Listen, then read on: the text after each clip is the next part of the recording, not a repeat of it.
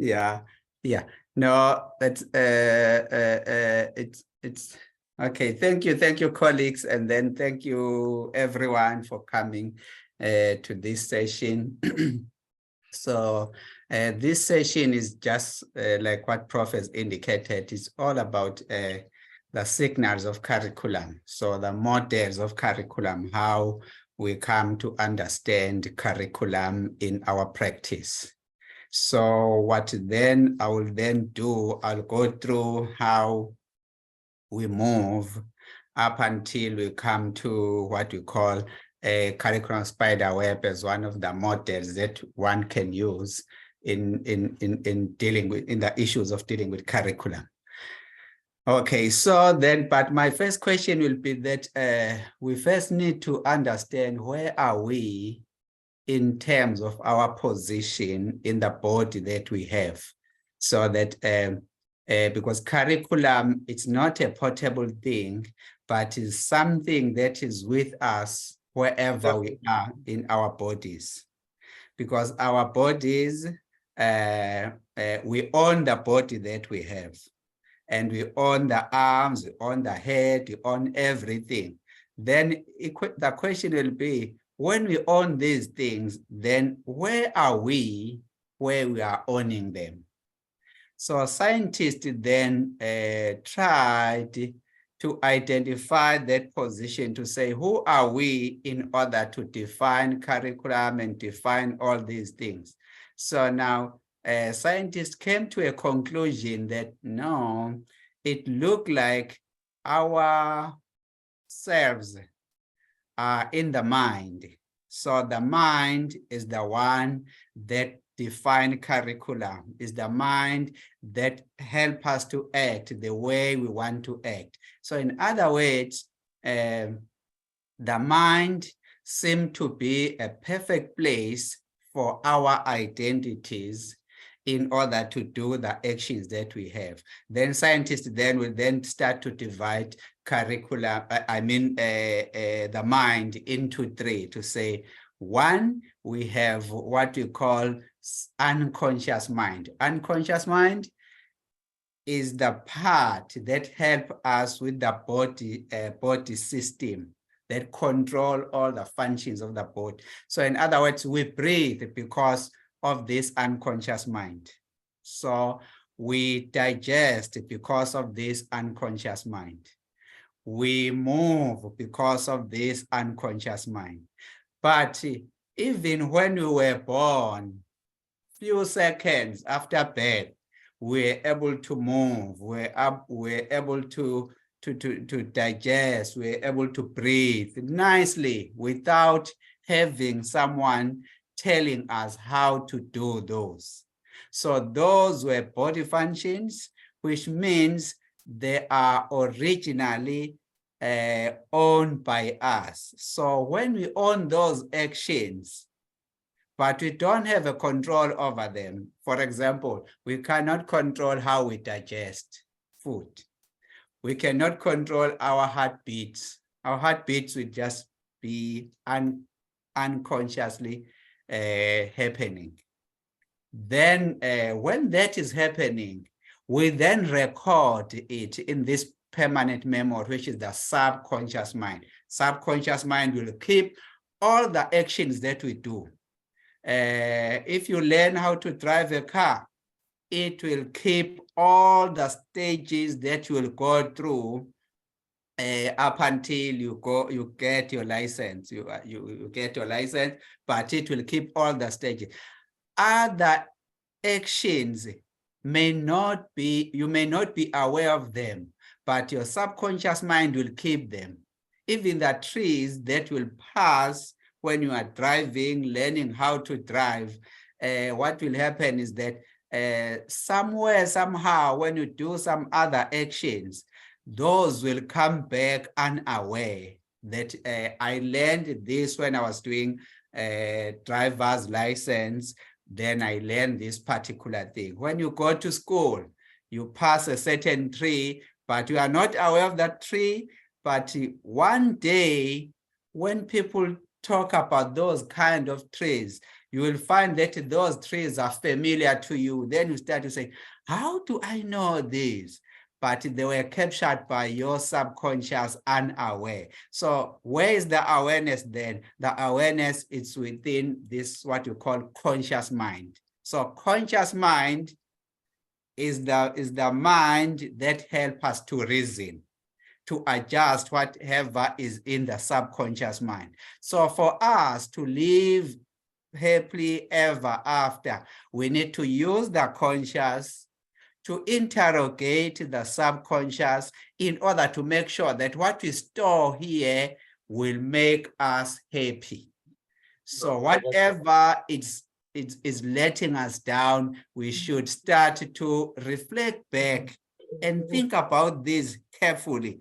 But the conscious mind is the tool that we have as human beings to interrogate what is in the subconscious mind. So now, with this model, then you could see now that there's no good or bad answer. It will depend on how you kept or you stored that information within your subconscious mind. So subconscious mind believes, because it has some beliefs, emotions, feelings. So what we have here is the one that we use to interpret whatever action that we think we need in our lives. But the world then has been shaped by two major theories. Before you come to curriculum theories, you have two major theories that are competing in such a way that all disciplines are drawing from there and create their own terms that will form, that will respond to the two that are given by the universe. So when they are happening, then you can see there that there is a theory of creationism. So creationism then is where you are talking about that is whatever we have is created by the creator. So now when we teach, then we have to teach in such a way that we generate evidence about creation, so that students or learners will assume that learners will live happily ever after if they are taught within the frame of creation that things are created. Therefore, then the mathematical equation that drives that will say, there was nothing in this world, in this universe, and then the creator image, most religious group will simply say God imaged. Then God then created the universe. So that theory now is saying, wherever you are, there should be a leader, someone who is the creator of anything that is happening. Therefore, the creator should be given enough respect, because when we need something, we go to the creator and ask the creator to do that. So if you design the curriculum, they will see you as being closer to the main creator, and then they respect your curriculum and then use your curriculum in the line of designing whatever they do. But there is opposite to that. Evolutionary theory. Evolutionary theory will say things are generated naturally using natural selection. So in other words, this world was blank, and then nothing emerged, and then that nothing, because of a Big Bang, then the universe then was created. So if, for example, if you see a tree of tomato growing somewhere in the middle of nowhere, and then you start to say, what happened? Who created this tree? But we'll see that then evolutionary theory will simply say, because the genes that we acquire are coming randomly anywhere. So which means to be born in Xhosa family, it was just a random action, which then generated certain genes that are in line with that of my family. And then from there, I may have other genes that I may acquire from Lesotho, for example. When I visit Lesotho, then I move maybe to Eswatini, I generate others. So I will be different then from my family members because I've acquired some other genes.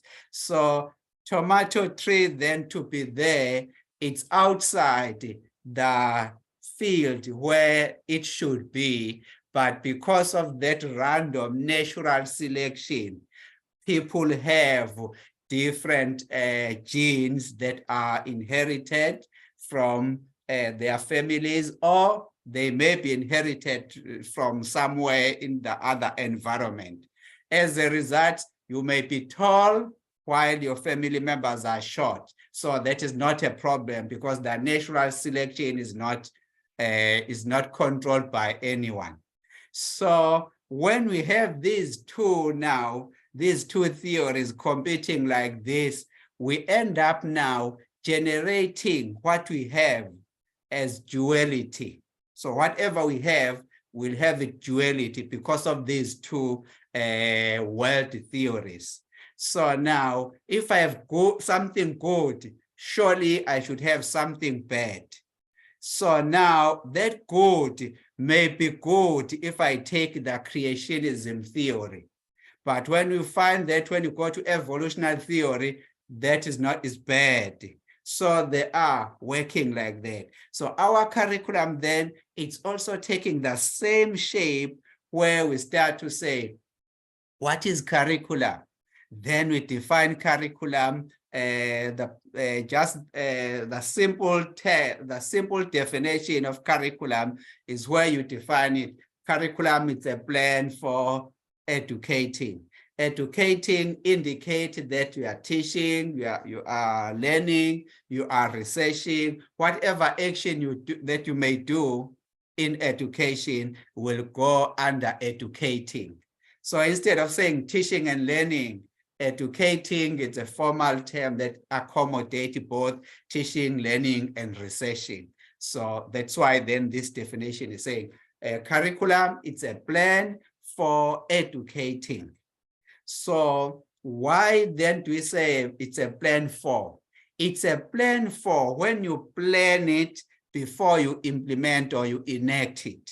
So in other words, we have a document, our national document, that is a plan for our educating or for our action. So all what we do then, we take the plan and follow the plan as it is. We don't have to design a new plan because the plan is prescribed for us. Therefore, we just follow that. So in the same way as evolutionary theory, when they say that genes can be borrowed from this side to this side, etc., etc. So for them, they think that they can control whatever is happening in the subconscious mind. But the subconscious mind has its own way of controlling what we have stored there. But the definition will be the plan for educating. So if we have a lesson plan, that's a plan for educating. If you have a working drawing, if you are in building industry, you have a working drawing which you'll use to build a house. That is also a plan for building a house, plan for action. So whatever you have prior to the action or prior to the practical part of it, it's a plan for educating or it's a plan for our action. If you have to produce a film, you go out there, you produce a storyboard. You will have a storyboard. That storyboard, it's also a plan for action. Wherever we go, there is a curriculum, but we don't call it a curriculum, but it's a curriculum. So film industry, they have their curriculum. When they say they've done the storyboard, that's curriculum because it's a plan for their action.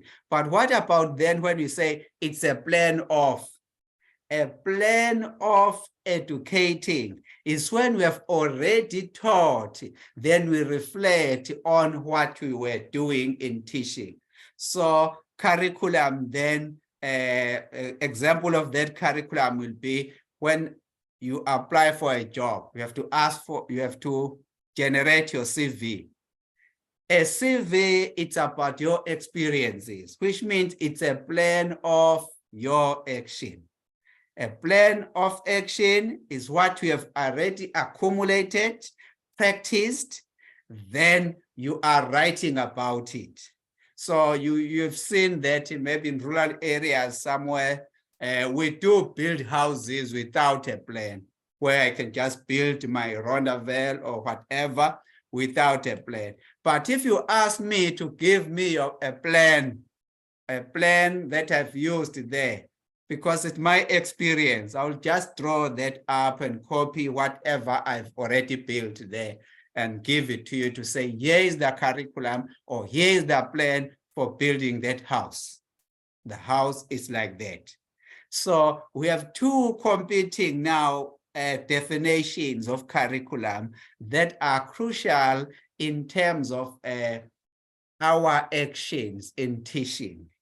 So we may have a curriculum which will follow as it is, without interpreting or without deviating from it, which is a plan for educating. And then we may also have curriculum as a plan of. So in other words, I've taught without a lesson plan. Now my head now is asking me to say, where's your lesson plan that you have used for that class? Then I can draft it quickly, reflecting on what I've done. Then I give it to my head or to my line manager. So those are the two issues that are crucial in terms of our understanding when we deal with curriculum. Then you must also understand then, where are you dealing with that curriculum? Are you dealing with curriculum at international level, or at national level, or at school level, or at teachers level, or at learners level? So all those that are involved in education, they have their curriculum. So learners do have their curriculum called NANO. So in other words, that planning for the learner to say, I will submit so-and-so's assignment, and then this day, and this project this day, and this, all those plannings are falling, they'll fall under what we call NANO curriculum. So you can see that curriculum is anywhere. Wherever you go, you have a curriculum.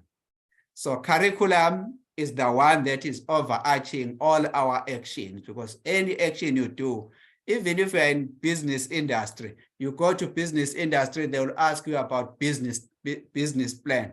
Where is the business plan? So you have to generate a curriculum called business plan. But there are businesses there that are running without a business plan. You see now, those are curriculum of action. So those are the two areas that are working, that are competing in the space of curriculum or in the world space. And then once you understand where the level of your curriculum, then you will be able to consult accordingly. If you're a teacher, then teachers have to do what you call a lesson plan, the planning of the program plan for the year or for the week or whatever it's used by the school. And the school may also implement another curriculum to say, okay, of the subjects that we have here, this subject is challenging, therefore it must be taught, Then it will keep it like that. Or then the department then will also say, here is a prescribed document, prescribed curriculum, then we go according to that. However, when it comes to universities, because they are independent institutions, they may not have a common curriculum, but if you see the processes, they are the same. It's just that they may use different terms. So that's why you see the literature using different terms when it comes to at the level of curriculum, where the others will use these, others will use this other side. But whichever you use, be aware of it where you position it. And then at the same time, you have some representation of curriculum, how you represent curriculum then. So you may represent curriculum at the intended part or blend part or formal part or prescribed part or official part. So where you are talking about curriculum as a document, so it's just a document that where teachers will refer to is called intended or blend or formal or prescribed curriculum. And then when then we move then from there, give it to the teachers. Teachers will implement or enact curriculum or practiced curriculum. So we'll then call that representation is at the implemented stage or enacted stage or practice stage. So when do we implement? We implement curriculum if we have a plan for educating. So the first definition, they have this intended curriculum to implement, because they have to follow it as it is. They should not deviate. They have to do it as it is. But if they enact, they use their experiences to teach the curriculum. If, for example, if they see that the logs should come after division or after multiplication, so they will decide. But if they have to implement, they will follow the order that is written in the document. If you have to start with the logs, followed by division, followed by addition or multiplication, you must follow that as it is. That is when you implement curriculum. But when you enact, you reflect on it and then do it according to your strength. And then you also have practice curriculum there, which is also part of that. And then we have the attained curriculum, which is now where you now assess learners or students to see if they've achieved the outcomes of the lesson. Therefore, we call that attained curriculum or achieved curriculum or assessed curriculum. So the intended curriculum then is now owned by the designers of the curriculum. And then implemented curriculum is owned by the teachers when they teach the curriculum. In other words, the users of the intended curriculum. And then where you have attained curriculum is owned by students. So if someone asks you then to say, what about hidden curriculum? Hidden curriculum should be defined within a certain representation. So it may happen that you are talking about hidden curriculum at that part of intended curriculum. So if you are talking about there, you need to talk to the designers. If there's something that they missed, which is important in your teaching, that need to be included in the curriculum. So it was hidden from the designers. Therefore, if you talk about intended curriculum, you need to talk to the owners, which are curriculum designers or curriculum developers. But if it is missing, is hidden from the teachers when they implement, where we find that they are teaching, but there's a part of the intended curriculum that is not getting enough justice. So that's hidden curriculum at the level of teachers, which is the owners of implemented or enacted curriculum. But if there is something that is not seen by students or learners, which means we can investigate it at the level of attained curriculum. So try to investigate if there is a problem. First, understand which level is this. Is it international level that is problematic? Is it national? Is it school? And then you also come back to say, but which representation is this? The problem is with the intended. It's not with the teachers, etc., etc. Then you go according to that. If you have to train the designers because the problem is with the intended curriculum. If you have to train the teachers because this thing is hitting from teachers, then you do the same at the implemented level of that representation. So those are issues of curriculum, but mainly then we have, remember we had these two, the creationism versus evolutionary theory. So they impose the same idea in curriculum, that curriculum is also driven by two competing approaches. The first one is where we say is content-driven curriculum. Others would say is performance curriculum versus competence-driven curriculum. Others would say outcome-centered or outcomes-driven curriculum. So those are the two that we have. So in defining then performance curriculum or content-centered curriculum, we define it as the plan for educating, because there we should follow the prescribed curriculum as it is.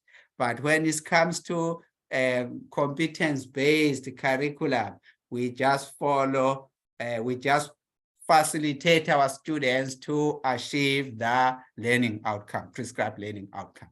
So you can see the terms then that are used to distinguish between these two. Because if you go to politicians will tell you about instrumental curriculum, the curriculum that will only be designed by the designers without consulting the stakeholders, because they will ask the department to give them the objectives that they need to achieve, to be achieved, and then from the objectives, then they will then design curriculum and give it to the teachers to implement, not to enact. But if you take the opposite, communicative approach in curriculum, there it means you have to consult stakeholders, and then you take that democratic decision where they'll vote for whatever curriculum they need. If they say they need a content-centered curriculum, you have to design according to that approach. If they need outcome-centered curriculum, you must design it according to what they need. So the majority will have to be respected. That's how we deal with the issue of curriculum. So this side, then we have the question that we answer, because we want to know something. Therefore, we ask the question: what content must I teach? What objective, what goals must I achieve? What assessment? You see the what and what and what, and because these things are prescribed in the curriculum. Therefore, all what you do, you go to the curriculum document, the intended curriculum, you will see all of them. What is the content? You know the content is written. What is the goals? The goals are written. What assessment? Then environment. Then you tick all of them accordingly, because the main aim of this is to say these are prescribed things that you need to implement. But this side, or they are taking the other direction where they look for how things are happening. So they are not worried about what content, but they are saying, how do you achieve outcomes? So the main aim here is the outcomes. So if I can just give an example, demonstrate how these two influence our thinking. Let's say we want our students to design a table. A table, it has rows, columns, and rows and columns. So we have computers in our institution. So these computers have different programs. They have Excel, Access, Microsoft Word, etc., etc. Now we want to design a table which we'll use to enter the marks of our students. Then we use our students then to design a table so that we see if they are capable of designing the table. So coming from this side, then coming from the performance curricula, which is the content centered. One, before we go to the class, we must have a prescribed a model of a table from somewhere where it is prescribed to say, here is the table that need to be designed by the learners for this particular grade. Number two, we need specific steps, or we first need a software that was used to design that table. If it is Excel, we should know that it's Excel that was used to design this table, which is a model. So now we need that model of a table. We need a software that was used. We also need steps of using Excel to produce a table. Number four, we need to understand our role as instructors that will be instructing learners to reproduce this table. Number five, we may also say, once we are done, we will assess them and give them a class test. You see, these things are crucial now when it comes to content-centeredness or content-centered approach, that you must have the model in which these learners will reproduce. And then two, you have the software which will represent a resource. And then you must have a table. You must also have steps for the table using this particular program. And then your instructor is your role. And then you have summative assessment. So those are the issues that you indicate here. So some writers who have written quite a lot on that, people like Ralph Taylor. Ralph Taylor will tell you that you miss one of these things, then you are out of order, because the teacher are teacher because they are professionals. Therefore, when I go to the class, then all what I'll do, I'll give them a handout to say, colleagues, students, here is the table that we are producing today. And then we give them the steps. Here are the steps that we'll follow. Let's go. And then step one, click there. Step two, then up until we come to the last stage, the last step. Once we are done, we'll do it again. So the method that we may be using there, maybe the drilling method, where we are drilling them to do it again and again and again. Maybe we'll do it 5 times. After that, we'll simply say, okay, now that we have done the table 5 times, you should know how to draw the table now. Class test. Here's the class test. Draw the table now. I'm not going to give you instruction. So learners will be expected to reproduce this table. But the opposite to that is where you go to competence-based curricula. There, you don't need steps. You don't need to identify a software. All what you have is the outcome that at the end of this lesson, learners will be able to produce a table. Then you tell them to say, learners, in front of you, there's a computer there. Today, I'll give you 20 minutes to draw a table using any application software. Can we imagine this little one happy now to say, oh, at home they use Excel. I'll use Excel. And my community use Access. I'll use Access. My so-and-so use Microsoft Word. And then they will design different tables that are produced from different application software. Therefore, the teacher now will have that outcomes, the activity, where it's giving them activity for 20 minutes.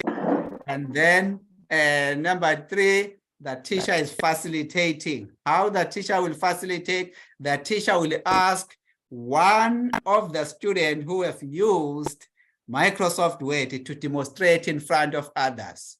And the one who has used Excel also to demonstrate. And the one who has used Access also to demonstrate. You can see now we have 3 types of application software that we have used to draw a table. So in other words, whether and this one has drawn a table with 3 rows and 4 rows only. And the other one has drawn the table with 8 rows and then put some borders, and then it doesn't matter. They've all achieved the outcome. Therefore, they should demonstrate it. When they demonstrate, other learners will be doing what we call peer assessment. They will be assessing them to say, but so and so, I like his or her table, and therefore I'll use that method all the time when I draw the table. So when they demonstrate it there, they are recruiting other students to join them in terms of what they are doing in their community. So now they are reflecting on what they have in their family and their community. Then after that, they are recruiting now the class to follow. Because the one who have used Microsoft Word will try to make sure that is excelling there so that others will then, but whosoever will have a majority role in this class, maybe he will be supported by his teacher to say, I think so-and-so's table is good. Let's use the method that was used by so-and-so. So the teacher did not bring any content or table or that. So that's why these two now are competing, because this side will simply say, but they are not getting basic knowledge of creating table in such a way that they can advance to the next level of drawing tables using what they have. Because this site may have used Microsoft Access, which is used in business industry by accountants to generate database. But this side, maybe they opted for Microsoft Word table, where you cannot calculate, you cannot produce forms, you cannot produce slips and that and that. So this side, it's about the outcome. Achieve the outcome, thank you. But this side, you must follow step by step that are given. The outcome is not that much important, but what is important are the steps of getting the outcome. But this side, they settle with the outcome. Whatever outcome that you have, they will settle with it. So when we teach, then the question will be, which curriculum should we use then in our teaching? So when we design our curriculum, should we design it to address the what part of it, which is prescribed out there, or should we design it in such a way that is drawing the skills from the community or from family members, so that will reflect here? So we decided there. But at the moment, none of these two has done justice in saying that if you use content-centeredness, you will be the best. You will have everything that will make you happy. So in other words, you will have when you teach your learners, they will all achieve 100%. In that class, they will achieve 100%. But the claim is like that, to say that if you use content-centeredness, because you drill them, they should get 100%. And then when you do this side, they are saying, no, as long as they can communicate with their families, with their community, that's the aim of education for them. They should be able to socialize out there. So the terms that are used then, you have the instrumental used by politicians, but if you go to what you call TVET colleges or technical colleges, they use the term referring to content-centeredness as technical versus practical. And then Bernstein, one of the giants of curriculum, use vertical. This is vertical because you start from 1, you cannot jump from 1 to 10. So 2 has to be achieved before you go to 3, etc., etc. So that's how the vertical will come. But the horizontal is that if your family are used to 5, to step 5, you will just go to step 5 and work with your family, get used to that step 5 without necessarily going to 1, because what you need around your family is only 5, not 1, 2, 3, because 1, 2, 3, you don't think you'll ever use it. Therefore, you just go to 5. That's why they say it's horizontal. And then you also have performance versus competence-based. We have qualification. Bystine will say is qualification, which is content-centered, because when you are trained there under what we call content-centeredness, you always write a summative assessment in order for you to be graded with a certificate. So you do it for a qualification, but this side you do it in order to socialize with your community. It's for socialization. It's not necessarily that you need a qualification. If you are able to debate, you have skills that are helping your community. That's the aim of that education when it is driven by content-driven or outcomes-based curricula, because competencies and outcomes are used interchangeable, that you achieve, you manage those in terms of your actions. Then you also have others then use the notion of collection, where they say each of the subjects that we teach has its own terms. If you teach mathematics, mathematics will have to have its formula that will be advanced in such a way that you cannot use them for science. They are advanced enough not to be used for other subjects. So that's collection approach in curriculum. And others will say, opposite to that, they'll say integrated curriculum. So if it is integrated curriculum, it means you can combine some subject, like you combine mathematics, technology, and science, and combine them into one learning area. Then you call that a learning area, no longer a subject. So that mathematics formula will be used for physics and technology, so they can share some of those things. And then when it comes to the issue we'll go to now, what you'll be doing in your research. In research, these are called positivist versus interpretivist. So positivist will say there's only one answer, which is prescribed there.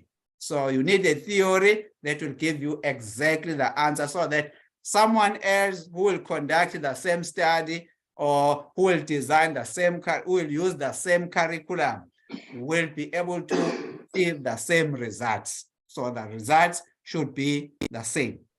And then when it comes to interpretivist paradigm, which is another approach, there they are saying, as long as your interpretation is happy with what you are saying, continue with it. So it's about interpreting the practice. When you go to leadership, remember when you deal with master's modules, you go across. It doesn't matter whether you go to what you call to building industry or you go to business industry, but masters should give you enough stages of understanding other field of study. So, and you remember that is the last, is the highest module-driven qualification when it comes to university. Therefore, you should then be familiar with these things. So when you talk to those in leadership, they will simply say, when you talk about content-centeredness, they'll say, oh, you are talking about instructional leadership. When it comes to the other side, they say, no, we are talking about transformational leadership. Oh, what is new about it? Because all these disciplines are coming from the notion of creation versus evolutionary theory. So nothing is new, whether you are in curriculum, whether it's management, or wherever you go, you will find these two giants fighting in front of you. So this side then, their main aim is to achieve, is to address professional needs. So is to advance a certain profession, because what is prescribed by a certain discipline. If it's a discipline of curriculum, It's prescribed by discipline of curriculum. Therefore, we are advancing curriculum. If it is a mathematics discipline, it will be prescribed by mathematics discipline. Therefore, it addresses the needs of that mathematics. So is there a reason for designing it? And this side is addressing societal need or community needs. But then the main issue then is to say, which of these two then should I subscribe to so that I'll make sure that I do justice in education? Then the challenge is that you are not going to have one answer, because you have those that are subscribing this side and those that are subscribing this side. But what is important for you is to understand your needs and your situation. What are your needs? What is your situation around what we are talking about? Then once you have that, you will then be able to draw strength of it and the strength of this and combine those two, and then produce a new curriculum that will address both sides in such a way that it will come from the person whose needs are being addressed. So if the learners now have to be addressed, their needs have to be addressed, we need to give them opportunity to reflect. After their reflection, then we can build on that in terms of building the curriculum. And then when you do that, you'll be answering the question of who. Because if someone is saying to you, is stealing good or bad? You don't know. If you don't know, whose need are we addressing here? You first ask question, whose need are we addressing if we say good? Whose need are we addressing if we say bad? Because for thieves, stealing is good. But for the victims, stealing is bad. Therefore, you need to first know. So after today, make sure that you don't answer the question without knowing whose need you are addressing with your answer. Your answer is addressing a certain question. So that question will be only addressed if you ask the question, whose need are we addressing if we say this thing is good? Whose need are we addressing if we say this thing is quality?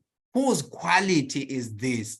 You see, that's what you have to establish first before you answer anything. Because otherwise we'll fall into a trap where you simply say, yeah, stealing is very bad. Yet we are talking to thieves who are there to be transformed.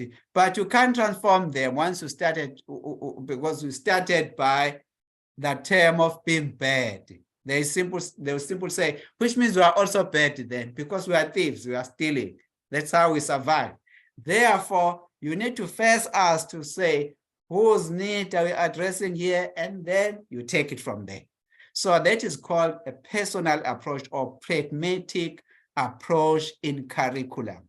So even in research, when you do your research, you will see that paradigm called pragmatic paradigm, which can combine quantitative data and qualitative data in a nice way. But other paradigms will only take maybe quantitative data only, others will take qualitative data only. Therefore, it will be like that. Same thing applies in the curriculum. If you want to design a curriculum that will advance your profession, which means you will draw more from what we call content-centered approach, because we'll have specific content that will drive what you are teaching. You prescribe the content, which will be followed by the teachers in teaching that. But if you need this side, you all want to do, you will just bring outcomes to say, these are the outcomes that probably need to be achieved. You may not specify the levels of those curricula, maybe they're the basic level or the, but you have some outcomes that need to be achieved. So this is why I also summarized it for you, so that when you receive this PowerPoint, you see how I summarize what I've discussed that side, to say the reason for performance curriculum or content-centeredness curriculum is to issue a qualification and advance your qualification, your discipline. Because at the end, When you train people using performance curriculum, they will receive certificates. But this side, you may not mind, even if they don't receive certificate, but if they go back to their community and be able to debate and defend themselves, and then you are happy. You'll simply say you have produced good education or quality education. But quality this side is that they must have certificate. And then those certificates should have high percentage, because that's what they will need there. What about the content that you put in this side? In performance, you specify, you take content from your discipline. You make sure that you list according to the need of your discipline, to say, you start with this and this and this and this and this. All teachers will expect to follow that. But in this side, you use everyday knowledge. If these kids are looking after a head of cattle, then it should be, they may just talk about that, and then you use that as the content of achieving certain outcomes.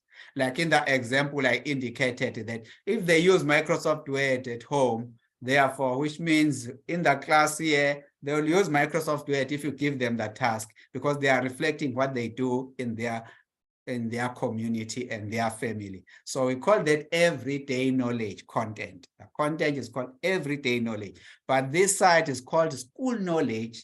Others will say scientific knowledge or school knowledge, because it's coming from a specific discipline. But this side is coming from our community, general community. Therefore, we call it everyday knowledge. In terms of pedagogy, we use something like drilling method, but a method that will make sure that you drill them. You drill them to repeat it and repeat it and repeat it, so that the subconscious mind, while they are singing it, they may capture it nicely without being aware that now the song that they are singing is becoming, is helping them to master the content. But this side, they will be part of the group to say, okay, go into the group, then they work in group, something like that. I remember in our case, we also had that when we were learners in primary school, secondary school, we had similar situation where we had to memorize content and reproduce it during the exam. And then when that was happening, we're seen as if we are the giants of the space. We say, wow, these students, these learners, I like these learners, because we're able to memorize it after being drilled by our teachers. And I still remember some definition I had that I did not understand those definitions, but I could write them and give you those definitions as they are, as they were given by my teacher. I could give them, because we're able to sing them. That's what they do this side. So one of those examples that I can still remember is that there was this teacher in grade 7. We used to call standard 5 that time. Yeah. So that definition was about, we used to say, what is transpiration? Then we say, transpiration is the giving off of excessive water by blowing through the stomatal of their leaf. There you go. You get 100% after saying that, because you have what you were expected to produce. So when you write as you sing, and then you have it, you get it well. But in terms of learners, then in this performance-based curriculum, content-centeredness, in terms of learners, they don't have a say, because whatever they are here to is to master. They are here to master the content without questioning it, so that they will be able to reproduce it, because it's prescribed. But this side is only about achieving outcomes. Whatever content they may have, as long as they will use that content from their community or families to achieve the outcomes, that's good. Thank you. And then in terms of the teacher, as I indicated in the example, that the teacher will be an instructor, but this side teacher will facilitate because he will go around and say, I gave you 20 minutes. Now so and so has produced the table, show us. So and so has produced, show us. Then you have a variety of tables that were produced. In terms of assessment, this side, in terms of performance, because the aim is to grade the student and give them certificate, give them the license. So we look for what is absence. We don't look for what is present. We look for what is absent. So if a learner has achieved 90%, as a teacher, I'll be worried about the 10% that is still missing. To say, yeah, you have achieved 90%, but let's first explore how you have missed the 10%. Let's look at the script and see where you missed that 10%. Because for them, when they drill you with the content, they expect you to get 100%. So if you don't get it, when they mark, they will still be concerned, even if you have 95%, say, but this 5% is, yeah, because for them, they are expecting 100%. But this side, they look what is present. They will praise you for what you have. If you have 40%, they say, oh, you have tried. Oh, thank you, my girl or my boy, you have tried. Because for them, they praise what is there. The outcome that is there, they praise it. So when they praise the outcome, even if it means you have cheated and copied the answer from other students, they will still say, oh, thank you. But this side, they want you to master the steps. So look at these two examples now. If you say, I want for those that are coming from the performance curriculum, which is content-centeredness. For them, the action, it's important, the actual action, not only the outcome. The outcome is a bonus of the actual action, but they judge the answer through the steps that we have followed. Let's look at it. When you say, I want to add 3 cows to 4 cows. You will add and come up with 7. You say 3 plus 4 equals to 7. But for them, they may not be worried more about the answer, but they may be worried about your addition of 3 and 4. Because when you add like that, it may work well for you if these are the cows, something that you can carry like that. And then for those from the other side, they will just be happy with 7. You say, oh, 7 is the answer, okay. But the trap now is when you have to add drops of water. 3 drops of water plus 4 drops of water in one container. So if you did not count the process of addition, you may not know the real answer inside the bucket because the drop of water will form 1 drop. Then you start to say, no, I don't. That's why now this side, they stick to the content before the outcome, which is 7. That we have 7 drops, but they have 10 to 1 drop because 1 container is carrying 1 drop. Therefore, you can't tell us anymore if you have added 4 drops plus 3 drops. But those from the outcomes-driven curriculum is not a problem because what they see, whether they see it as 1 drop or whatever drop, they are not worried about the process. They take what they see in front of them to say, thank you, we have that. So in terms of the goals, those from content-centeredness, they will take what we call objective, teaching objectives, because teaching objectives are short-term goals for teacher. Then those will take the other side, they will take outcomes, that as long as you achieve the outcome, learners' outcomes, teachers' versus teachers' objectives. Then this side, they have a clear place where they learn. This side, they can learn anywhere because they can learn in the community and know that particular thing, etc., etc. So the pedagogy, this side is bureaucratically driven. This side is transgressive driven. But now, how then do we generate the school knowledge versus everyday knowledge? School knowledge is what you have from your discipline, which is prescribed by your discipline. But everyday knowledge is what you hear from TV, conversation, etc., etc. Those are everyday knowledge. Then when you start this side under school knowledge, we have to start from simpler to complex. So you start from one, you cannot jump to the next. That's why Bernstein will say vertical, you go vertical.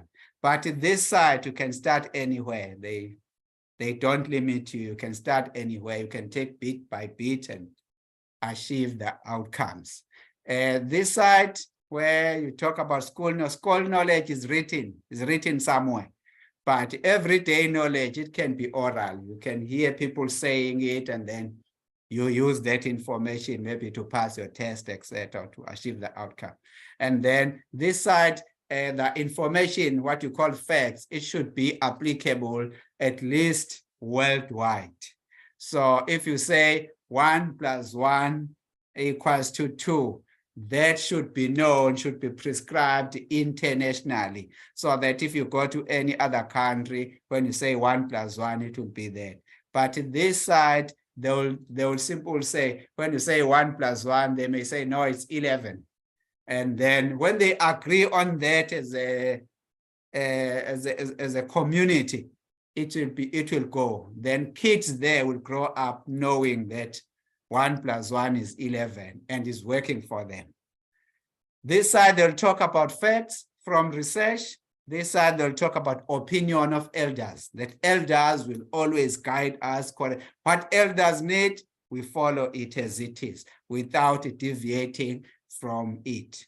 So what then Jan van der Eken did in 2002, he came up with this formula called curricular spider web. So he started to use this curricular spider web when he was evaluating curriculum in Netherlands. He's coming from Netherlands. So Netherlands has to evaluate the curriculum. So they asked him, because he was one of the specialists in curriculum, so he designed this to say, whenever you design curriculum, you make sure that you master and you know exactly what content you will be teaching. So the content should be known. And then number 2, you should also make sure that you know the aims and objectives of your teaching. So when you teach, you have specific aims and objectives. You define them, be clear about them. Then when it comes to assessment, you must know how this thing will be assessed.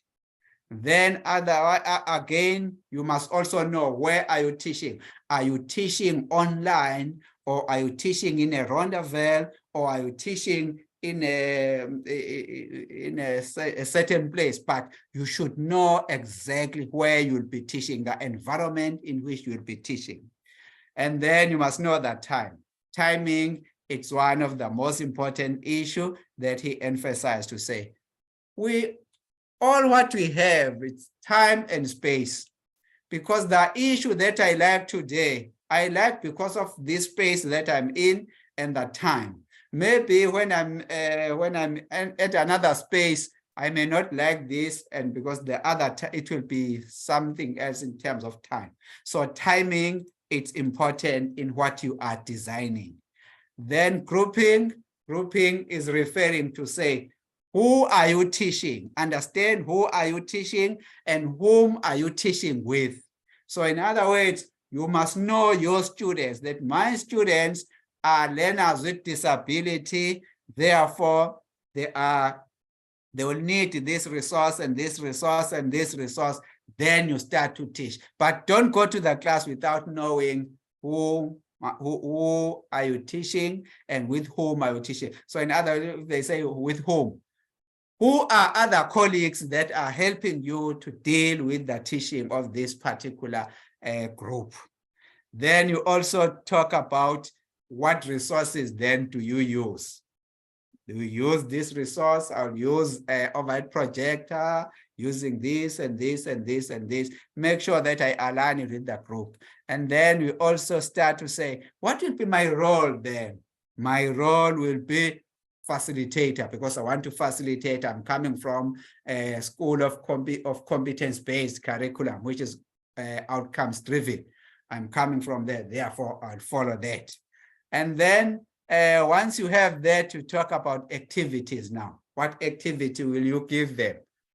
For example, in the example I gave, I said they will have computers as resources and activities. So those application software will form part of the activity, which they will play in order to produce the content that will help them to achieve the outcomes. So that's how then, so Jan, then when then it comes to evaluate, this was the evaluation of that curriculum in Netherlands. So he discovered that the curriculum should be this white part. You see the first part there, which rated to 10, which is 100%. It was like that. It should be like that. So in other words, the literature on design of curriculum is saying balance these issues, all of them. They must be equally represented in your subconscious mind before you teach.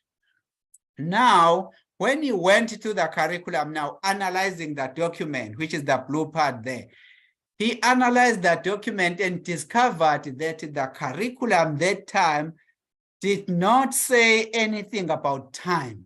As you can see, time there is the problem. But other parts were 80%, 80%, 80% in the prescribed curriculum. In that intended curriculum, other parts were 80%, 80%, 80% nicely. But when it comes to teachers' knowledge of their implementation, then when they implemented the curriculum, interpreting the curriculum into action, he discovered that it was about 70% of their knowledge of aims and objectives. And when it comes to content, they were very poor because they were 50%. They only knew 50% of the content. Assessment, same thing. They only knew 50% of that assessment. And then when it comes to time, they were excelling in terms of putting time to say it's time for break, it's time for this. They were doing very well there. So that's where you can see the maroon part there. So when then Jan used this, he did not indicate here that it was, he said, only learning activity. He did not bring the issue of teaching activity. So when other writers started to critique this, they moved the curriculum spiderweb to say, rather say activities here, because you combine both teaching activities and learning activities. And then here, rather say goals instead of aims and objectives, because we are leaving out the outcomes as the goals. So in my research then, this is what was produced my research.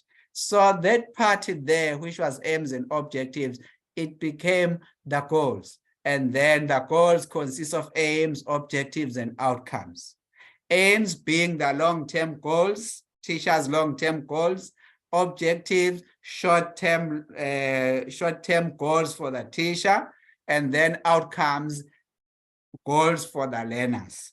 So that is that. So, but what is important here that these are divided now into subtopics of 3, 3, 3, 3, which Jan was happy to see that how much I developed it.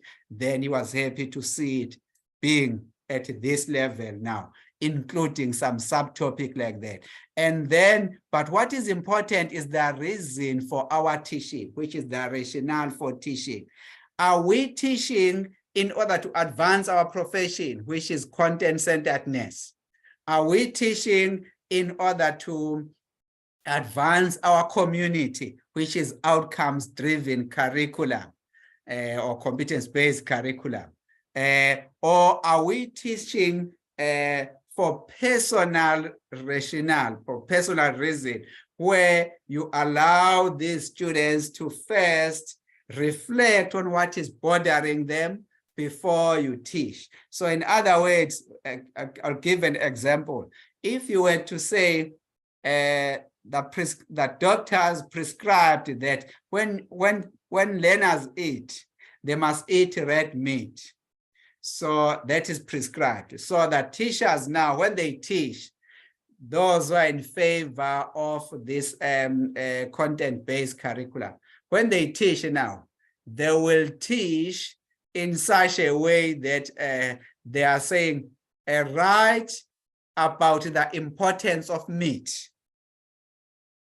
When you go to community, those who are in favor of outcomes-based, who are driven by elders, community out there, they will also say, write about the importance of meat in producing community leaders. You see there.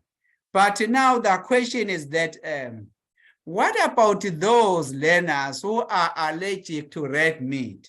Because what was tested there, and to come to a conclusion by doctors to say that meat is healthy, it was for a specific group of people, not these learners that we are teaching today. So now if they are allergic to meat, you can't expect them to achieve 100% as the expectation of content-centered approach, where they expect them to get 100%. Because I can't get 100% if I'm a learner who is allergic to meat, but I can't praise the meat to say it is important, because it's not important to me. Therefore, the question now, if the teacher is aware of that, he will change the questioning to say, no, not about the importance of meat, but write about your experience of meat, so that those who are allergic to meat will write new stories about meat. While those who are coming from the outcomes-based, they will write important stories about their grandmothers and grandfathers, their parents, in eating meat, in praising meat. Therefore, those who are allergic will give us a new idea. That's why here it says personal, content-driven, and societary rationale. So they are just like that. But when I put them in the form of a table, this is how I can put in a form of a table, even the questions there. So if you deal with the reason for your teaching, why are you teaching? Are you teaching in order to address the needs of your community? Or are you teaching in order to address the societal, the professional need? Or are you teaching to get these learners to reflect on their personal need and tell us stories about the allergy in terms of eating meat? It's up to you now as a teacher, which side do you take? But the world today is dominated by the promotion of content on the basis of those subjects or discipline, or advancing their communities. So these communities now are being advanced by learners who do not understand their own identities, because they were not given that. So all what they had, they were told to write about the importance of meat. And then when they go to their community, meat is good because it brings us together, you see. But their stories, how they suffer after eating meat, those stories are silent. Therefore, maybe it would be a good idea now that when you design your curriculum, you take it to that personal level and shift these now, so that you'll be able to draw from the content-based curriculum and competence-based curricula. So these concepts then, in any curriculum that you can come across or you try to design, you miss one, it will mean you may have a challenge when other issues now are not working in your curriculum, or there's a part of the curriculum that is not working, then you start to say, what is wrong here? What is wrong with these learners? What is wrong? Then you start to blame learners, yet you have forgotten about the prescribed content, for example. If you don't know what the content is about, then it's obvious that these learners will bring everyday knowledge to the class to help you to achieve the outcomes of the class. But should you start to understand, to say, when we teach, we must first question the reason. What is the rationale for teaching? And then you'll know that rationale may be that we want to advance content of our subject or our community or our personal identities. And then when you go to goals, then towards which goals are you teaching or learning, if you are learning? Then are you considering the long-term goal, which is the aim? Or are you considering the short-term goal for teacher? Or are you considering the learning outcome, which is the learner's outcomes? And then in terms of resources, with what are you teaching? Or with what are you learning if you are learning? And then there are resources that are hardware, like overhead projector, computers, etc., etc. You need to understand that first to say which hardware should you use. And then the next move then is the software that will accommodate your learners. Then you bring in the issues of that. Then the other part that is important there is what we call ideological way. These are theories that drive your thinking, because when you choose the overhead projector, you don't choose overhead projector without thinking about it. It's in your subconscious mind. That's why you choose it, because I may give you advanced technology or advanced resources, but where you find that this person is jumping for overhead projector, although there's data projector here that can be driven through computers, but the person, because the mind of this person has already used the overhead projector or chalkboard, he or she will jump to chalkboard. Therefore, this is the part, the resource that you need to think about it carefully. What are your thoughts? What is your subconscious mind tells you about this particular teaching before you choose the hardware and software? So software and hardware will come after your thinking about it. Paul Freire will simply call that, he will call it technology of self, because it will manage yourself before you choose the tool. That's what we'll have there. And other resources are your hands. When you use hands, when you use your head, those are also resources. You may say those are hardware as well. So resources is anything that helps us to convey teaching and learning. And then you have assessment. Assessment, you have these layers of assessment as well. To say, when you assess, you may use formative assessment, which is called assessment for learning, because you assess them in order for them to learn. So assessment for learning. So that is formative assessment. You may necessarily not use that for grading, but to use that to establish the gap in terms of their knowledge. Then you add something new about it. And then you have assessment of learning, which is summative assessment. Summative assessment or assessment of learning, you assess after they've learned. They've learned, now you are assessing them to grade them. The aim of summative assessment is to grade them and issue the qualification or certificate. And then, or you take them to the next level, you grade them to the next level. Then you also have what you call assessment as learning, which is peer assessment.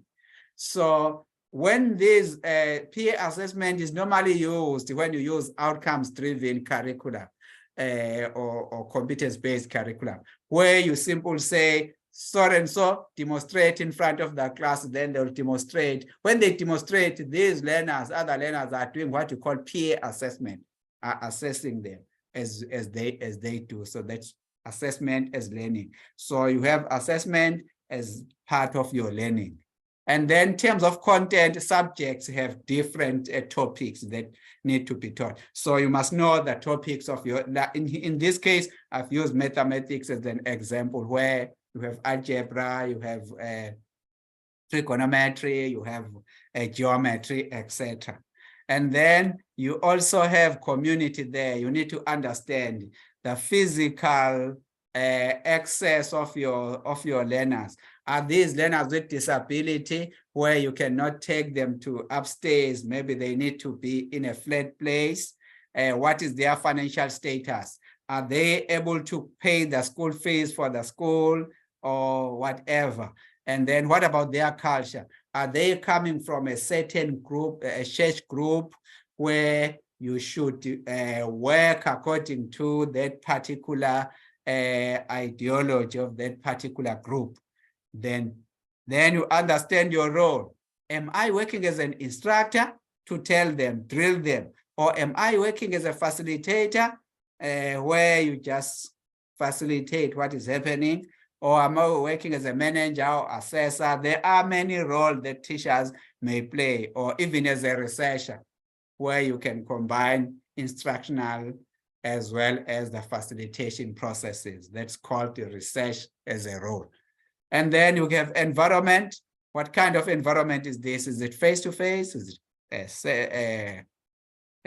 it online? Is it blended? Then you work around that. And then activities, you talk about activities. Are these individual-centered activities, or are these content-centered activities, or are these societary-centered activities? Then you bring activities that are in line with what you want to achieve according to your approach. Time, how do you measure your time? Do you measure your time in weeks, days, hours? If you have all those, then you need to define it accordingly. And then in this study, then this is what I also produced, because it was required by some universities in South Africa, but it was initiated by Cape Peninsula University of Technology. So I designed this for them to separate, in other words, to categorize these terms that one has to use, to say that if you're in performance curriculum, you remember that anything that you have, it's about the content and the discipline knowledge will have to drive everything. So some topics of mathematics like trigonometry, they fall very well there because they are learned in linear form. Therefore, they are well positioned there. So here, teachers also, Ralph Taylor will tell you that teachers must have objectives before they teach. So objectives will fall in here, while outcomes will fall that side, and aims will fall there, because aims can be in a form of outcomes or in a form of objective. That's why I positioned it here. When it comes to assessment, this side, they'll talk about summative assessment, examination, test, all those that will test what you have at the end. Therefore, but this side, they will take peer assessment to say, when the other demonstrate, then the peers will then assess that.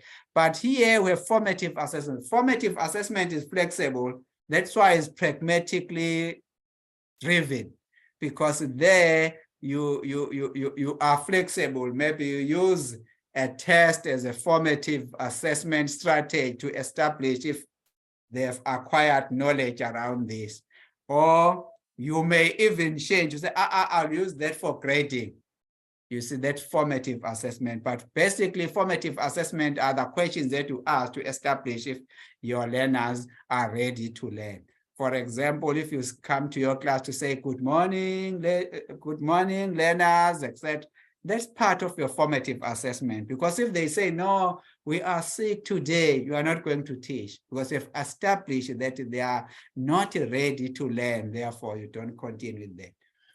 In terms of environment of teaching, this side, they enjoy face-to-face because they want to give you, They can even conduct corporate punishment if you don't follow their rules. They need you to be drilled by this particular thing. And then this side there, they can take blended learning. It can be online, it can be anywhere. But this side, they enjoy online because they don't go they have their Facebook groups, Twitter groups, WhatsApp groups. So for them, online, it's important because that's where they generate friends, where they will simply tell you that I have 2,000 followers. Yeah, because they enjoy that. And then it will then go to the role, the activities. So I've categorized them like this for the purpose of using competence-based curriculum versus performance-based curriculum, as well as pragmatic curriculum. But in my case, then I was then promoting that they should just follow pragmatic curriculum in their design, because pragmatic curriculum will first ask them to reflect before they do what they do. So here I have this nice example about a difference between, so a practical example of performance curriculum and competence-based curriculum. Then we then come to the center to pragmatic curriculum. So in your design, you may design them nice like that. Designing, considering the pragmatic part of what you are doing.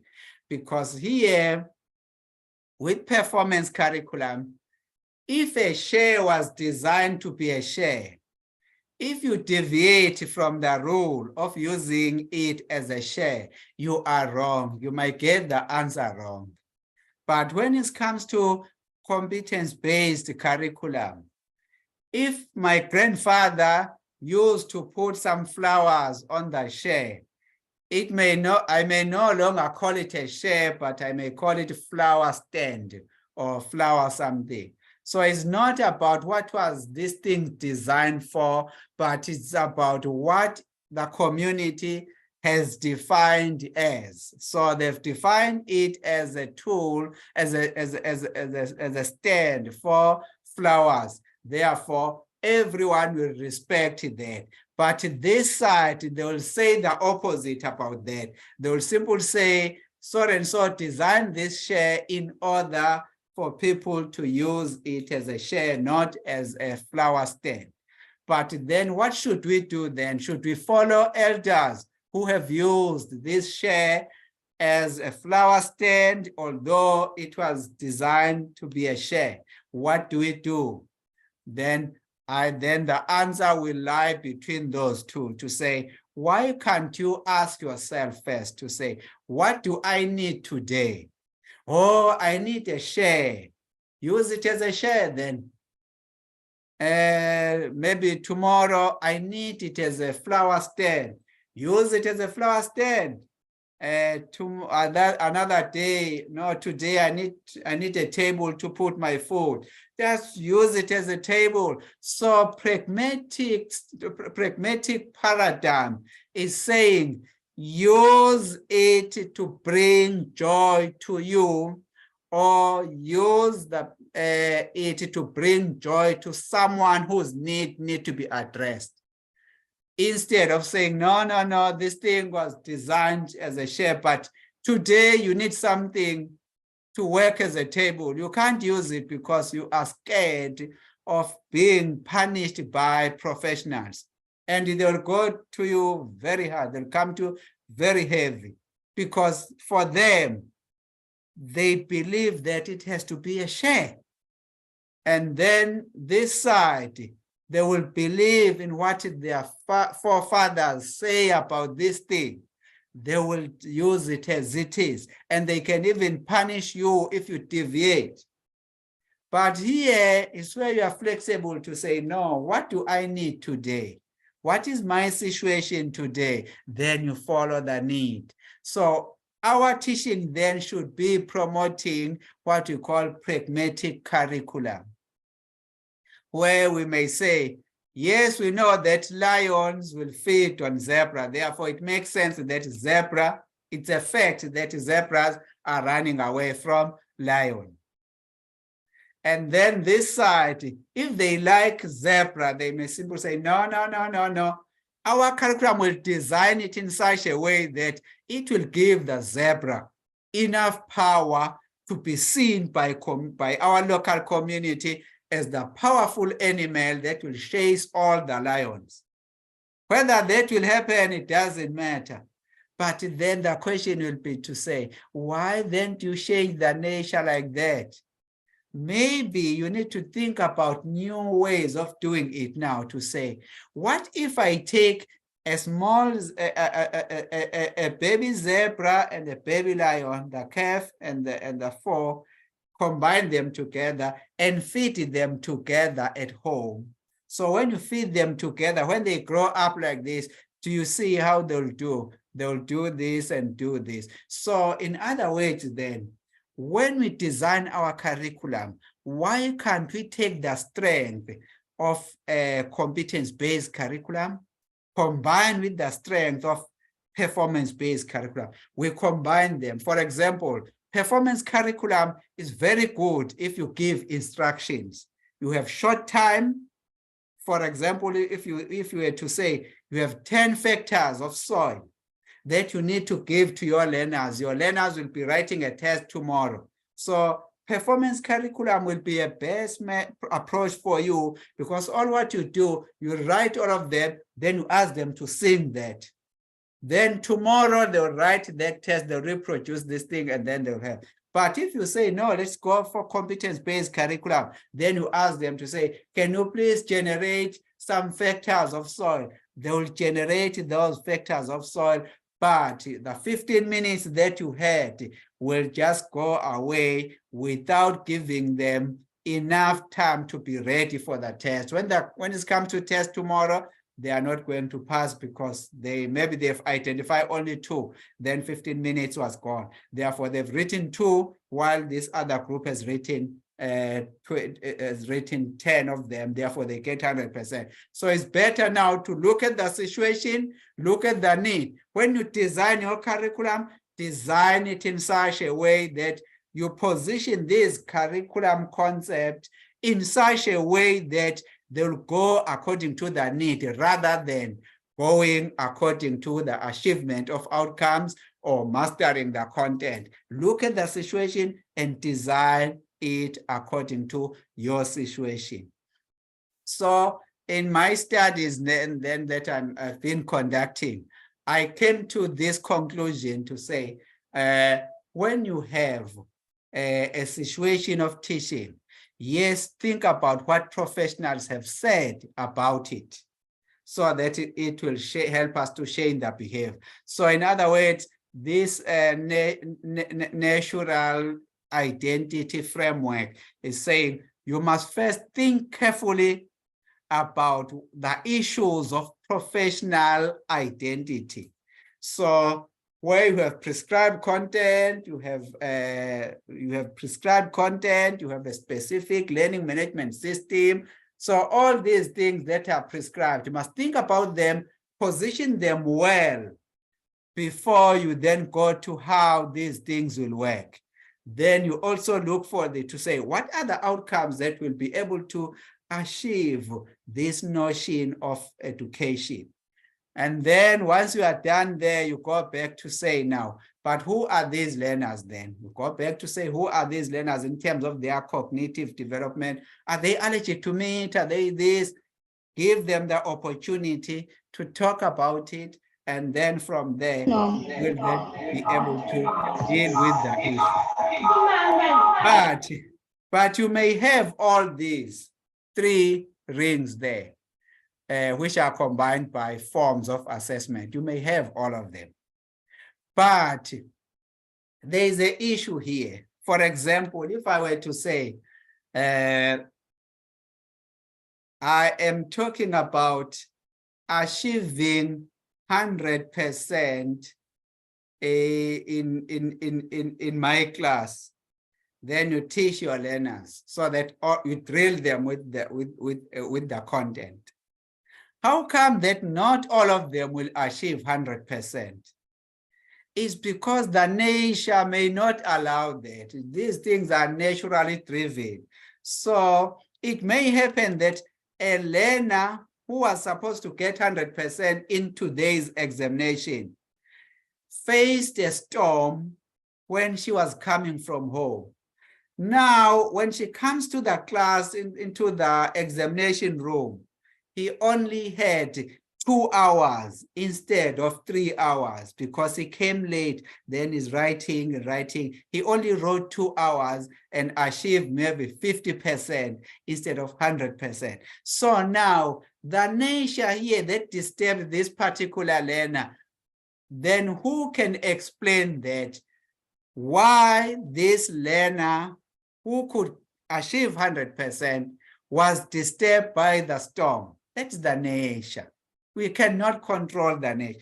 Therefore, after we have not achieved what we have achieved, after we've already reflected on what we are doing, then after reflection, we find that we still did not achieve what we achieved. We must remember the nature as well, that the nature may not be according to what we are expecting. That's why now we, in our teaching, in our design of curriculum, we must also remember that we may tighten up our curriculum nicely, but we should accept the notion of nature if things did not go well while we did our best. You go back to these different what you call concept of curriculum, in whichever curriculum that we have designed, this will be handy. This will be important for you to understand. So use any theory, because you can see that any theory that is designed is taking from this concept. So it will take some specific concept and prioritize them on, or privilege them as if they are the curriculum concept that need to be used. So for example, if I can give you Ralph Taylor's theory, is called product or objective theory, objective model of teaching. He designed this in 1949. He passed away later in 1990 something. But his theory is still working well, because he is used to say everything has to be formally. You have to wear tie when you go to school, etc., etc. So for him, what is important is that you must know the aim, teacher's aims and objectives, define that, put it there. And then after that, you must know the content. What is the prescribed content? Follow the prescribed content. And then after that, he will say activities together with resources. Activities and resources that will be used by the teacher to drill the learners to learn this method. So that activities include teaching methods as well, like drilling, discussion method. So he includes those. So he has 4 concepts from these that you need to deal with first. So the first one is the aims and objectives as number 1. Number 2, prescribed content. What is content? Number 3, you combine resources and activities to be another concept. So where you prepare the learners to master the content. And then the last one is summative assessment. Once you are done with those 4, you must then evaluate your learners, assess your learners. That is Taylor's theory of learning, of teaching, because for him it's about teaching, not about learning. So Taylor's theory of learning is taking competence-based curriculum. That is one of those giants of competence-based curriculum, or of performance-based curriculum, which is content-centered, for the content-centeredness. So, but if you take the opposite, then you have others like Lawrence Stenhouse. Lawrence Stenhouse in 1975, he came to attack Ralph Taylor to say, no, you are programming learners here. So why do program learners allow them to play activities and produce the content? Then he said, no, but we are professional teachers. Learners are not professional teachers. The profession that we have is the one that gave us enough content to transfer to the learners. Therefore, you must do that, do your work as a professional. So then Lawrence Stenhouse will simply say, no, but I don't fall for that. What I can use is to have the outcomes, that these learners have these outcomes, and then you have activities, which is resources and activities. Then you have those, give it to your learners.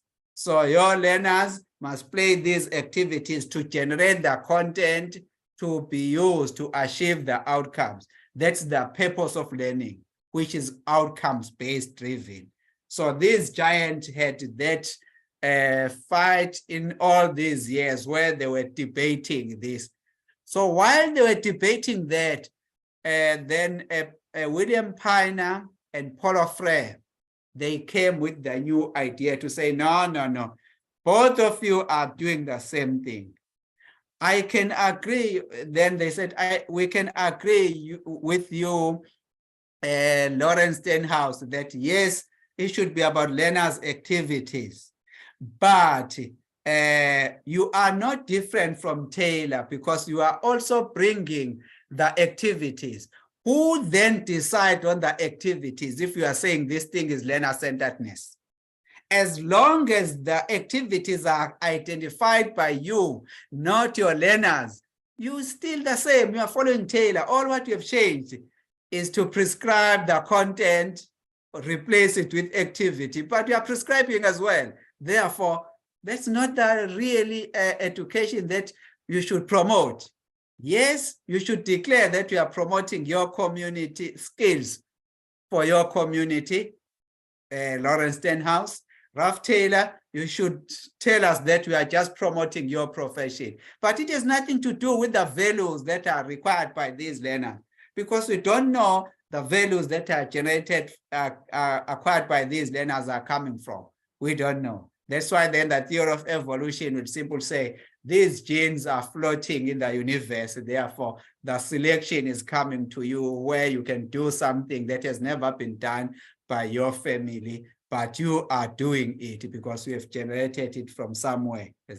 Yes, but now, so Paul Freire and William Piner are saying, you must design a curriculum that will address learners' needs. So in other words, they must reflect first and then design the curriculum. So why do they have to reflect?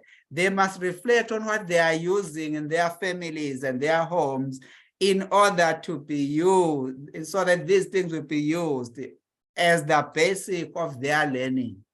So they shouldn't learn about X and Y, yet they are looking after their family cows and sheep like that. So the X should be represented by a cow. And then you teach them from there. So in other words, ask them first, what are they doing? What are their needs? Their needs should determine the curriculum that need to be designed.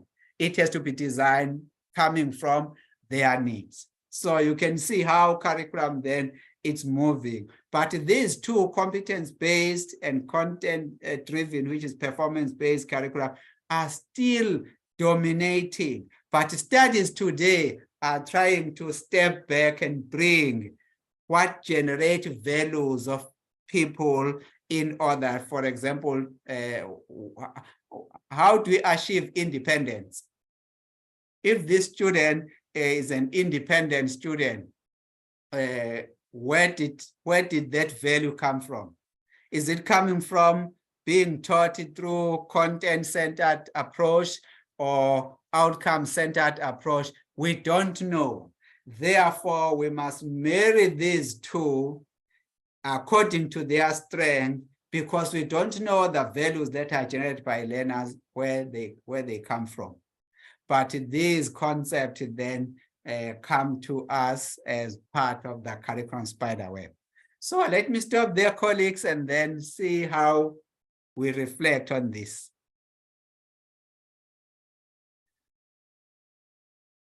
Yeah, let me stop there, and then we start to reflect on it.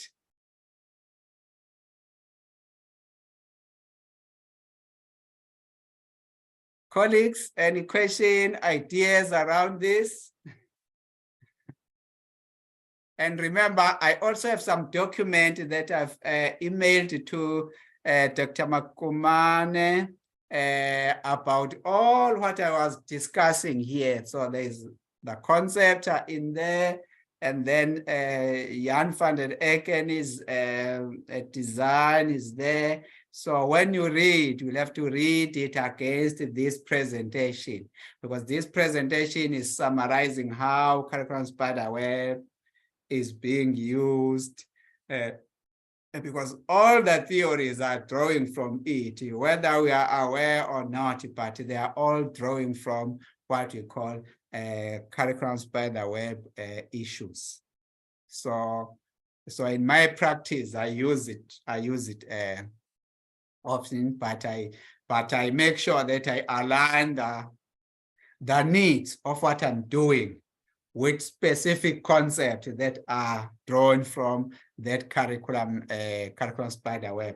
So it has now advanced to curriculum signals. So I've indicated in my writing as curriculum signals. But all what I do, whatever I do, even research, when I supervise my student, my whatever student, when I teach, I have that same thing. Because in my teaching, the first thing that you need to do, is to give you maybe an idea to write about your teaching philosophy. So once you write about your teaching philosophy, then we start now to ask you to design according to your teaching philosophy. Because you do have a philosophy, it's just that you are not aware. But given the time to reflect, that's when you realize that my goodness, I have this strong kind of philosophy, which will help us to reflect, you see. And remember that in this world, all these theories are not giving us the truth, but they are helping us to understand how the actions are happening. So once we have someone, it may be one of you, who will come up with a theory now, which is not a tool for us to survive, but which will be a tool now that will give us the truth about our students or our learners, we will then praise you and worship you. Because that tool, it means when you generate that tool or that theory, when we teach, we'll teach using that theory in order to make sure that all our learners or students in our classes are getting 100%. But theories that we have right now, there are theories that are closer to that. They generate maybe students who are getting 90s and 80s, etc., etc. And there are also theories that are generating 50%, you see, something like that. So when you weigh the theories, then you make sure that you weigh them and understand your philosophy of teaching. So your philosophy of teaching should drive what you are doing. Then we will then have a pretty good idea on what we should be teaching, how we should be teaching, and why we should be teaching. Colleagues, I think I am at the end of it, unless if there's some questions. And yeah. Thank you, Prof. Thank you for your presentation. I'm not sure if Prof. Masidimo is in. Oh, I see that he's in. Colleagues, please, if you have any questions, please just shoot. Please feel free.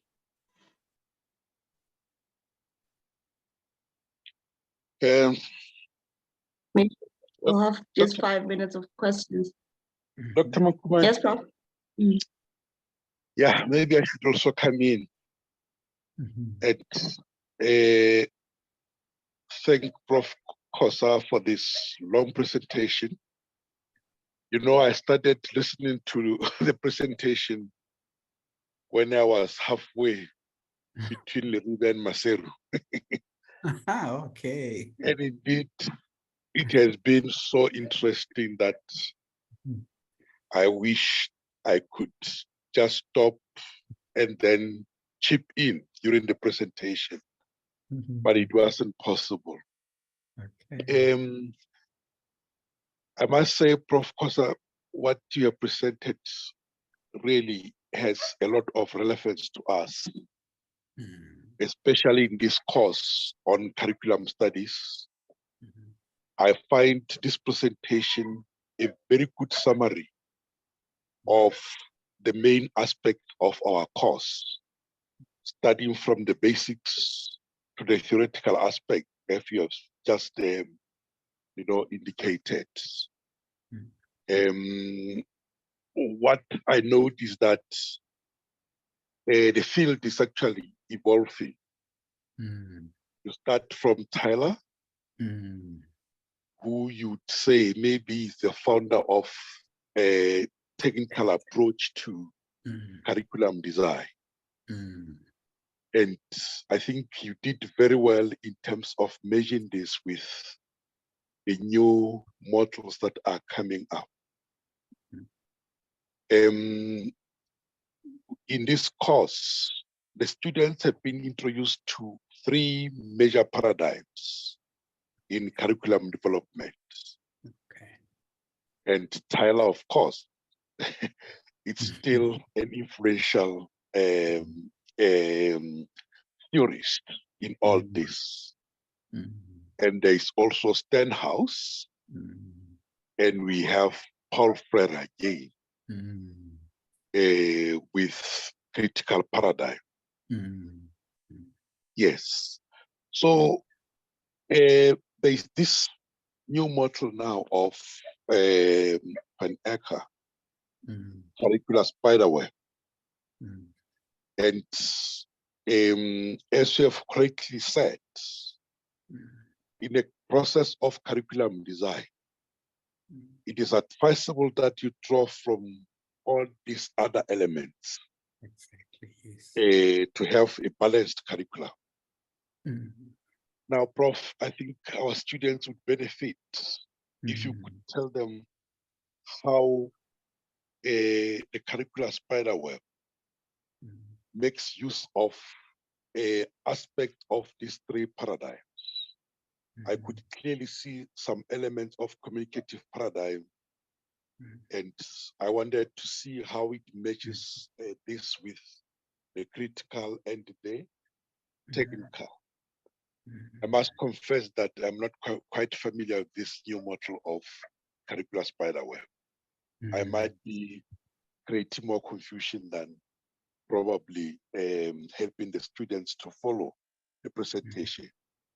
Yes, but in essence, what I'm trying to say here, Prof, is that how is it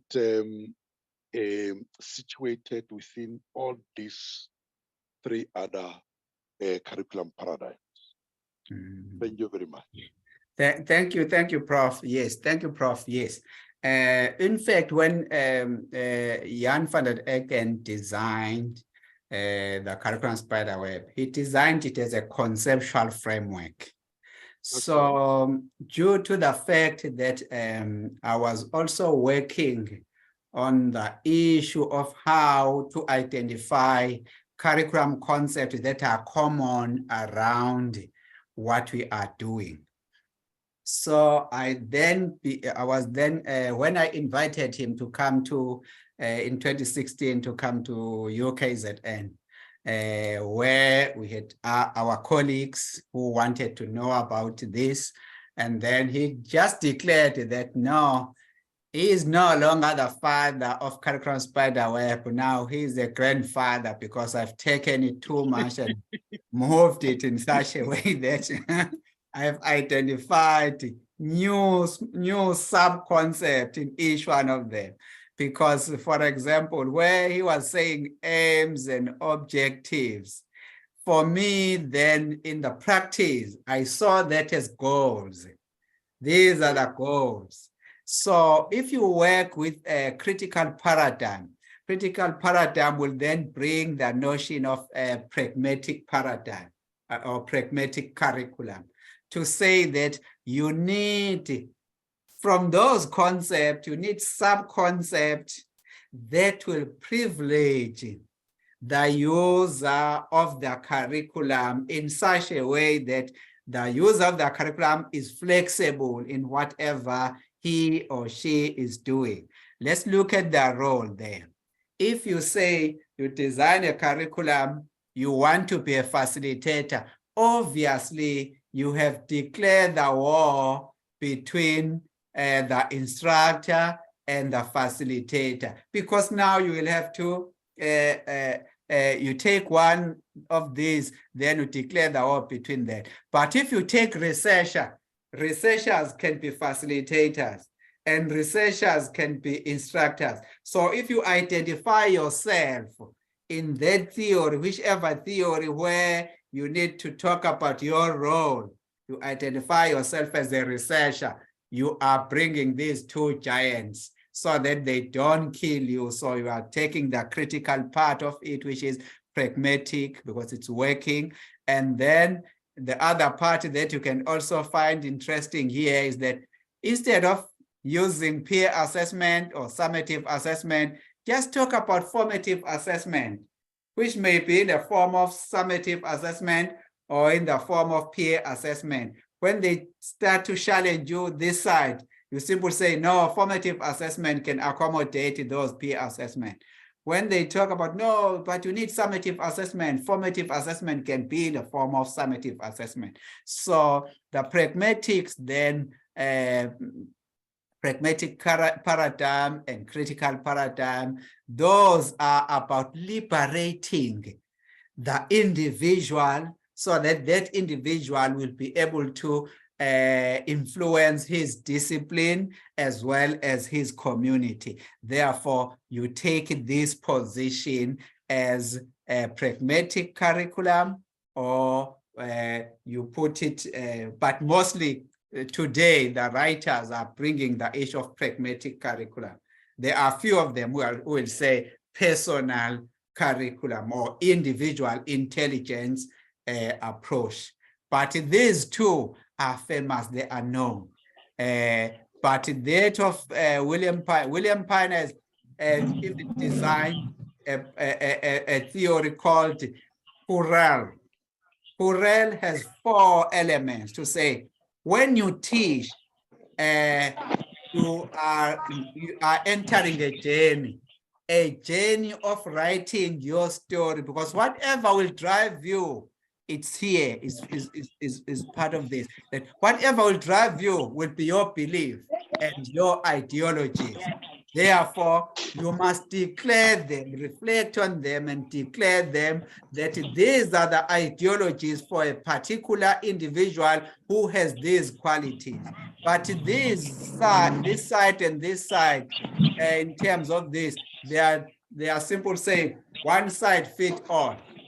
You have one size which will fit all the learners. Even the learners who want to develop certain values, they may not, because we have logged them either here or here. But if you open here, you let them reflect, they may reflect and bring issues from there and issues from there. Therefore, how then I managed to bring this together, I've used this, which is part of this, and also in my latest writings, then I've then measured them to call these are natural identity framework, because there are theories that are here like Piner and Paul Freire, and there are theories that are there, the theories that are, once you consider all of them, what if the system is still not giving you 100% of what you are looking for? You must look around the nature, how the nature influence what you are doing. And if it is the nature, you can't control the nature. If it is a storm that fails you, is a storm, you can't change that. Therefore, that's how these notions of curriculum are articulated. Yeah, but I'm happy that Prof then it may be a complex language for some of the students, maybe because they are still going through that journey. But by the time they finish, they should be able to come to, through the readings, they should come to understand these curriculum concepts, because all these theories, you can give me any theory, I can tell you exactly which concept of curriculum were taken from the curriculum spider web, because all of them are taken from there. Even Piner in the Corel, where it's saying you need regressive, you need progressive, you need analytical, and also synthetical of your journey. So you follow that.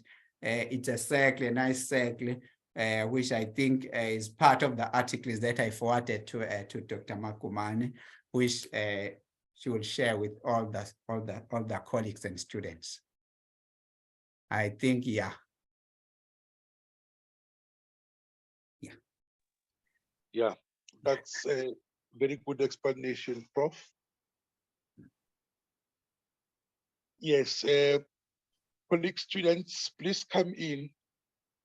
I think this is a very rare opportunity that we are having. Let's come in and test our ideas.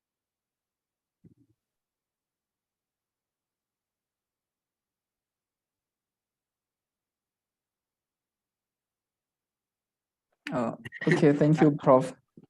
Thank you. Yes, Lubona. First of all, I would like to thank Prof. Khoza for taking us through this insightful presentation. So while he was presenting, I think I was able to relate geography, because my specialization is geography, and I compared what he was saying with the curriculum of geography. And I think I understood better that, and in my opinion now after this presentation, I think the curriculum of geography is more content driven.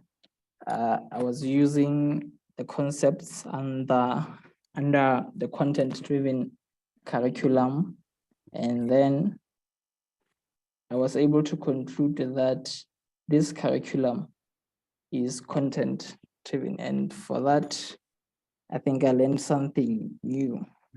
So I would like to appreciate Professor Khoza. Thank you. Lev. Yes, and all that time, when you deal with any curriculum, just test yourself to see to it that how these concepts are positioned. Then you look at what the diagram, the two diagrams with the common factor there. And so if your curriculum fall and has this concept, you will know that is more on this side than this side, and then how you adjust it, look at your needs, what do you need, and then you move towards that. And because remember, the aim of designing the curriculum is that we must be able to produce learners in our classes that will achieve 100%, all of them. If we have not achieved that, we must conduct studies. So our master's studies, our PhD studies, we should conduct those studies using these concepts that are involved in our teaching, so that one day, one of us will be able to come to that conclusion to say, yeah, is how you combine these concepts to produce learners who will all get 100% in the classroom. So we will worship you that day. But if you don't want to try, you're afraid of trying, then you may have a situation where you may follow others, but your needs are not addressed. Then you end up teaching just for the sake of your profession or the sake of your what you call your community. But what about your needs? But your needs should come first here, because you should be happy in life. You should increase your joy. If, for example, if you were happy, if you were joyful when you were 10 years, ask yourself to say, did I increase my joy when I'm now 30 years old? Did I increase it or decrease? If you decrease it, play around with this concept again and see where you missed the formula of your joy in life, because it should increase, not decrease. If it decreases, if you find that no, you were happy at the age of 5 years, 10 years, 15 years, etc., but now you are miserable, you must go back, reflect back to see to it that which of these concepts is affecting you in terms of being happy in your teaching and in your learning. Whenever you learn something, you should be happy. Whenever you teach something, you should be happy. But if that is not happening, it means somewhere one of these concepts is missing. You must track that back and then find it and then solve the problem. Thank you. Thank you then. I think let's come to the conclusion, colleagues, to say that I have articles that you may find interesting there. Read them and relate them to this presentation. If also there's a need for us to explain something, we have emails, then Prof there and Doc will share those emails. Then we can start to work as a community, because we may have another session again. And also I will also be inviting Prof and Doc when I have my master's in the second semester, that is July. July, I will have my master's. At the moment, I only have honors students. Then I will have them so that we can work as a community, so that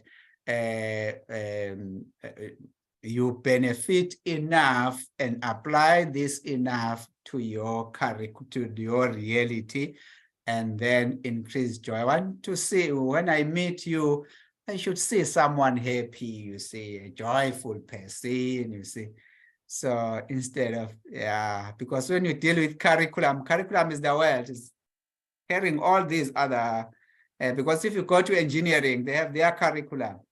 So if you go there and help them to design their curriculum, because they may be missing some of these curriculum concepts or curriculum signals, then when you go there to intervene, you'll find that, they may improve their practice. Yeah. Yes, because from my experience, I've been applying this in such a way that I once became a president of Dansport in South Africa. So there I had to use this, that I produced so many couples through a business plan that I was designing, and then in terms of my children then who decided to join dance as well. Now today they are carrying the world titles, because what I did then, I had to make sure that these curriculum concepts, I use them to identify their problems, to say this one, the problem is there, this one, the problem is there. So for example, my firstborn son, his strength is around content-driven curriculum. So for him, at school, he finishes school with straight A's. And then in dance, he's in South Korea now, where he's leading at School of Dancing there, but he's a civil engineer as well. So he went there because I had to manage his curriculum in such a way that he was happy all the way. That's why he ended up in South Korea, where he went there because of the need. They wanted to employ him as a civil engineer.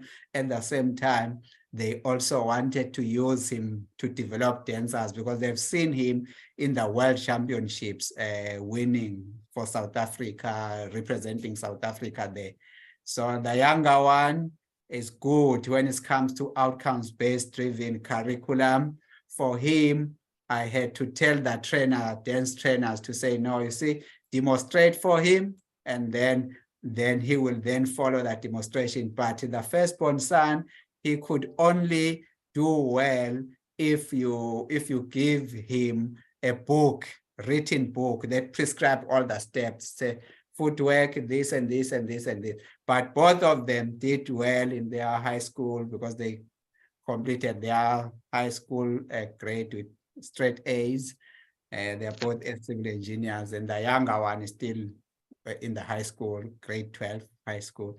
But in my experience, even my supervision, I've been applying this concept. I'm sure Dr. Makumane has seen that, has observed that this is what I've been applying. So in all the action, because you can see that all actions are around these issues, that when you do the action, there is a goal behind the action. So what is the goal? And then there's a rationale. What is the reason for the action?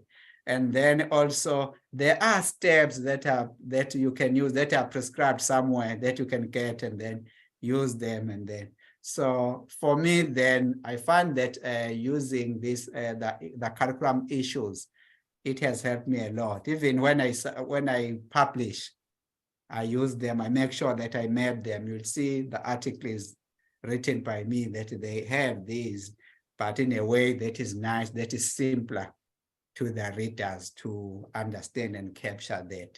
So all those issues then are part of curriculum. And in our university, we even have the youngest dean, Professor Msibi, is also a curriculum specialist. And then he also used these issues of curriculum, and then he became the dean, he became there to see it's yeah, they are working well. So you are lucky then that a prof there is now training you to follow the curriculum, because the curriculum is the parent of all these other disciplines. Therefore, make sure that you help them, but use them to practice your skill of designing the curriculum. So I'm sure Prof then will open this so that we'll always communicate even after this presentation. Yeah. Thank you. Yes, thank you very much, Prof. Just before I say a word of thanks, maybe Dr. Makumane may want to come in. Yes, Doc. Thank you, Prof. Before I get into the technical ones, I would just like to thank Prof because he's always available. Like we ask for something and he's always willing to come in, and we really, really appreciate that. And I especially know how busy you are, and for you to move around your things so that you make time, we really appreciate it, and we're just thankful for especially our students because they gain a lot from you. I would just want to be sure that we're going to get the slides and also the recording. Yes, That's the technical part. Okay. Yes, yes, Doc. You know, I'm always into business, so I just needed to be sure. Yes, okay, I'll forward them. I'll forward the slides to you. But please share those articles with colleagues and students. I have. So that, oh, okay, yeah. I have already. Those ones I have. I just needed to be sure that this one will get, and then I'll just forward them to the students. Yes. But Thank you very much. Definitely you'll get the recording together with the slides. Yes. Yeah. Thank you, Prof. Thank you. Prof Masiduma, I'm done. Okay. Thank you, Prof, once again. And I also need to maybe express our gratitude for the support you have. I have actually interacted with you during the time when you were working with Dr. Makumane.